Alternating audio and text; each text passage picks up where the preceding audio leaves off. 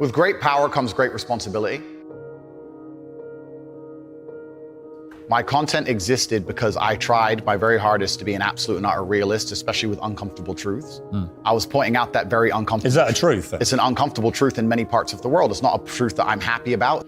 I don't want to be seen as a negative influence in the world. I know that there's a whole bunch of men. I get thousands of emails a week from men whose lives I've saved. I get thousands of emails a week from men who are on the verge of suicide and I've saved their lives.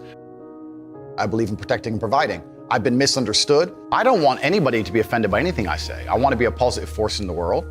I don't want anybody to hear what I say and make them feel bad about themselves.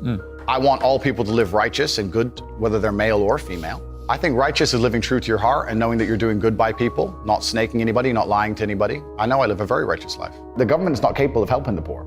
And this is why it's so important as a person, you take personal responsibility and understand you're living in a world where the matrix can be cracked, you can make a bunch of money, but you need to take responsibility and do it. I refuse to accept that there are people out there who cannot become happy, contented individuals. I refuse to accept we live in a world where God has created people who, no matter how hard they work and how good their life becomes, can't be happy. I don't accept that. I accept that the universe is a very giving place and that God loves all of us. And if you try your best and you work hard, you can become a better person. I'm telling the younger generation that if they don't get up and work hard and make sure that they're important, that the world's not going to give a shit about them. 99% of my content was aimed at men, telling them the truth, saying that as a man, you're born with no inherent value. You have to become important. You have to go through some pain or go through some suffering to make people care about you. Otherwise, you're not going to matter. As a dude, if you walk into the party and you've put no effort into your life, nobody gives a shit. Nobody cares about you. And every man out here knows. And one of the great things about the masculine journey and masculinity is that we've all lived a semi-similar story. It's kind of cool. Like, we've all been the teenager, gets heartbroken. We've all been unimportant. We've all worked hard and then started to get some clout. And then we've all kind of lived the same kind of journey. So I say to everybody out there, yeah, if you don't follow that path and follow that journey and in one way or another get to the top, whether it's fighting, whether it's comedy, whether it's musician, whatever it is, if you're just going to stay somewhere near the bottom and then at the age of 44, email me saying I'm depressed, well, of course you're depressed. Loser. Yeah. But that was your choice because you have to build yourself as a man. And if you decide not to build yourself, then your life's going to suck. My main message is to resist the slave mind, to understand that every single thing you're being told has an agenda behind it or you wouldn't be told it otherwise, to examine every strongly held belief you have and try and identify where it comes from and why you have it. I sit and argue with people, I discuss things with people, and they so fervently believe a point. And I say, why do you believe that so much? Like, do you have personal experience? No, but I saw the news. The news told you X, and now you are desperate. You will sit here for hours arguing that point. A lot of people are completely empty vessels ready to be programmed. And I try and tell people, listen, to just stop for a second and understand that the things they're telling you to believe are not necessarily for your benefit. The people who make the rules don't make the rules for the benefit of everybody. They make the rules for the benefit of the people who make the rules of the game. So telling people to resist a slave mind and just be critical thinkers, keep their brain open, pay attention to things, be perspicacious, that's the general theme. And it doesn't matter whether you're left, right, liberal, man, woman, etc. It's just think for yourself. That's the general message. I believe men and women are a beautiful union. I think we're slightly different, but when we work together, we're the most powerful force in the world. And I certainly believe that men and women, when they work together, it's the most beautiful force on the planet. So of course I believe in men and women. Of course I believe in love. Of course I believe in marriage. Of course I believe in family. Okay. I believe in marriage in the traditional sense. I believe a man has a duty to stand up and be a real man. I believe that the problem with the world today that we are facing is that not enough men are sticking to the age-old ways of masculinity. I believe that me standing up and saying a man must protect a woman and provide for her, so he needs to make sure that she's safe. He needs a degree of authority. I believe women are sovereign individuals and they can make any choice they so desire. I think that it's important that we remember that a man has a duty. I think I certainly in my relationship have a financial responsibility to provide for my woman. My woman would never have to work unless she wanted to because I'm the kind of person who works hard enough. And I'll make another point that needs to be said. The number of women who have stood up and stuck up for me is ignored. Thousands of women are making videos saying, I've met Andrew Tate, he's such a nice guy. I wish I had a man like Andrew Tate who felt responsible to protect and provide for me. You know what? I do belong to my husband. That's why I married him and I love him. We ignore the thousands of women who stood up and stood by me and said everything I said is true. This is that there's a large contingent of men who still want to make money, go to the gym, be strong, drive a fast car, be traditionally masculine, and don't want to be shamed for that. And I believe that feeling depressed is real. I don't believe depression as a clinical disease is real. No. I think PTSD is very real. Unfortunately, I have some friends who suffer from that. I know that feeling depressed is real. I believe that the number one power you have against these things are trying to take control of your own mind and affecting your own life. I believe that it's not healthy to hand over all your power and believe that depression is an outside disease that you can't affect. I know that when I've had difficult periods in my life, and also many of my friends, like I've said, suffer from PTSD and been through terrible things. I've lived a very difficult life, and I know people who have, that the things that made them feel better is when they woke up and said, you know what, I'm not gonna allow this to damage me anymore. I'm gonna take responsibility. I'm gonna get up and I'm gonna fight this as hard as I can. If someone comes to me and says I'm clinically depressed or I feel very, very sad, I would say the first thing you need to do is stop accepting the identity of a clinically depressed person. Stop accepting you have no control over this. And what you need to do is stop identifying that way, and let's work together to try and fight against it. A lot of people who are clinically depressed are suffering with something in their life, and if you fix the problem in their life, perhaps they won't feel depressed anymore. The thousands of people who have emailed me saying, my doctor told me I was clinically depressed and it's a disease that I have got in my brain and I can't be fixed. And I started listening to you and I realized that that's not the case and I can fix my own life, and you're the only person who has ever helped me. I believe feeling depressed is real.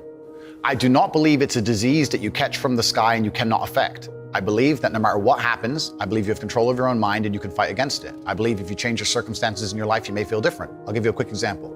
I had a guy who emailed me saying he was clinically depressed and he was going to kill himself. I obviously am not a psychiatrist, I'm not a doctor.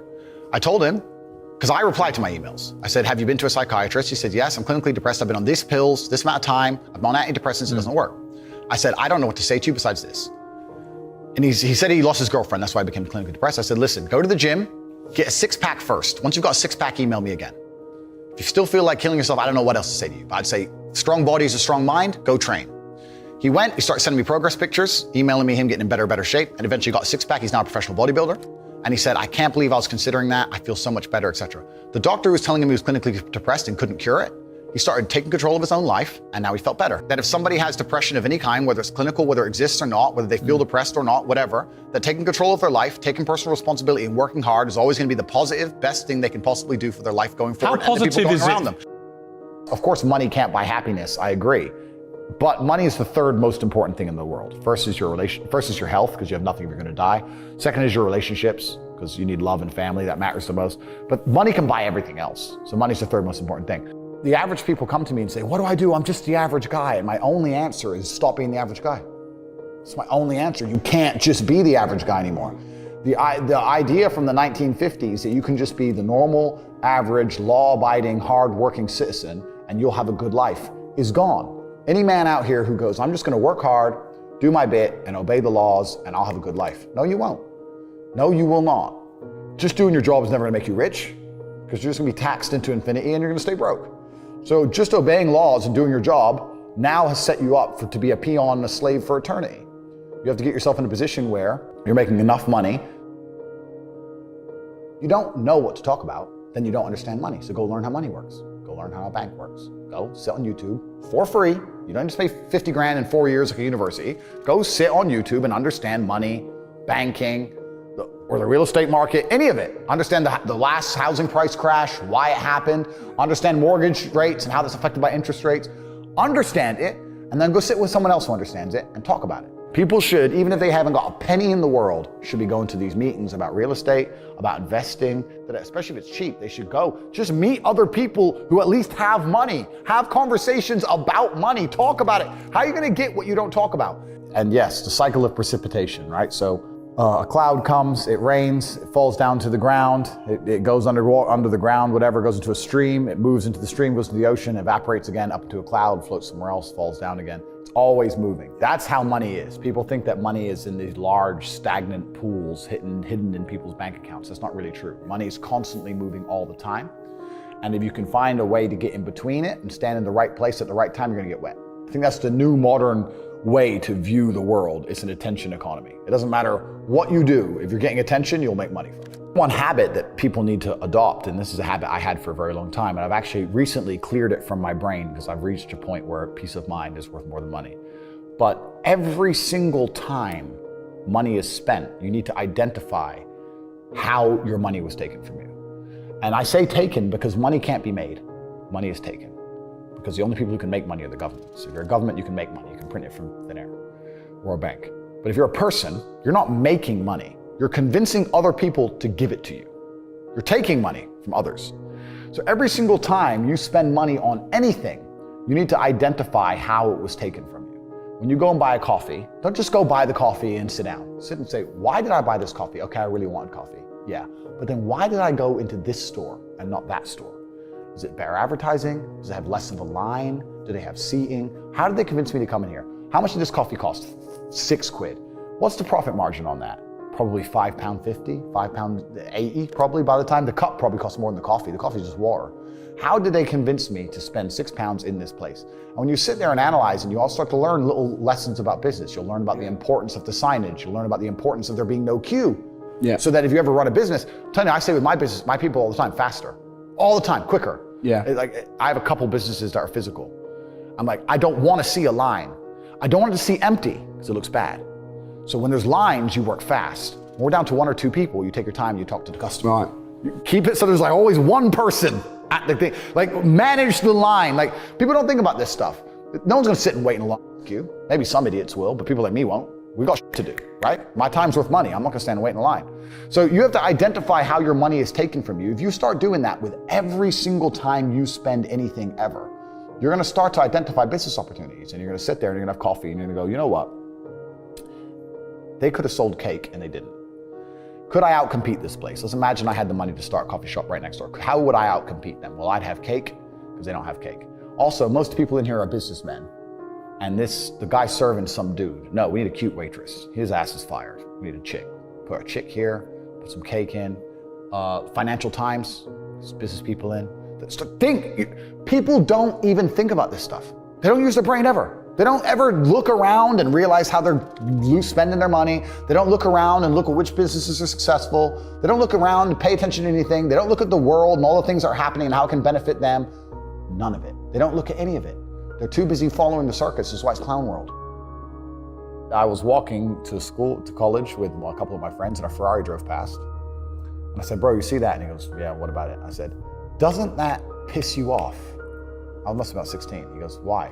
So this dude has 400 G's for a car, 400 grand. I'm walking 4 miles to college because my mom hasn't got any car. He has 400 grand. Do you think he works a job? Do you think he's behind a counter somewhere? He knows something about the world that I don't know. And they were like, well, he's rich. I'm like, yeah, I know. I didn't say he wasn't rich, dummy. I'm saying he knows something about the world I don't know. And I was intrigued and it angered me. I couldn't sleep for weeks. I was pissed off. Every time I saw somebody with genuine money, I understood that everything I was being told and taught and they were trying to make me believe just simply wasn't true. I was like, none of these people are getting these things by following the path that the system is trying to make me follow. And everybody intrinsically knows this. If you go to if you're at a BP, you're at a petrol station, and I pull up in my Lamborghini, nobody goes, wow, he went to school. Yeah. He studied hard. And they do that because they know that the easiest way to amass wealth is to break the rules, because the rules are not designed to allow most people to make money. You can make money within the rules, of course you can, but most people don't. Most people who follow the path work, consume, die. That's it. So I always knew the same thing as you, and I knew there had to be another way. I knew that just working for money was a paradigm that wasn't true. And then you understand making your money work for you, and you understand delinking your time from money. Yeah. You start learning to understand these things, but eventually you build a system and you build an ecosystem like me. I have 60 or 70 people work for me all around the world, and things just happen and money just kind of appears as long as everything's well organized. I mean, in my experience, like imagine if I didn't have all this money and I had to go get a job again, I'd get a sales job because I've always been a salesman. And I think that's a very important life skill to have, to be good at sales and to deal with the stress and have a commission-only environment. But I don't know if they even teach sales in university. Yeah, it's all garbage. They don't teach anything important. They just teach anything. They teach things that are going to keep you inside the slave mind. And they want you to go to school and then go to college and then go to university and get in debt. And you have to be in debt so that now you have to work. And you're working and you're in debt, and then they want you to take on more debt if possible in the form of a mortgage, which a lot of people do, which we can talk about because I know you're the property guy. Yeah. And then you're in debt now. And once you're in debt, you can't really quit your job, and it's very difficult for you to leave the country. And now they can hold things over you. That's the goal. It's all about control mechanisms, and the system is very well designed to make sure that people are conditioned to obey. It's very hard for the average person to say no to anything. Unless you have millions and millions and millions of dollars, it's very difficult to even have an opinion on subjects. That's the thing about being a man, and that's what I was saying to the kids. It's like, look, you need to get up, and it's gonna be very, very difficult. The world's getting harder and harder, especially for men. It's all clout, it's all status, it's There's no way you're going to matter unless you get up and you work extremely hard. Should young men aspire to work very hard, have no criminal record, become multimillionaires, protect and provide for the women close to them, be sovereign so they can stand up and have their own points of view in face of cancellation, be able to not be mentally intimidated when they go on national TV and there's traps set up for them? Yeah, I believe that confident, strong men who stand up and protect and provide for women are a good thing for the world and a good force for the world. And I don't think that I put a magic spell on anybody. I think there's a whole bunch of men in the world who understands my value. And if men grow up to be like me, you're gonna have a whole bunch of people with no criminal record, dedicated athletes, who protect and provide for the people close to them,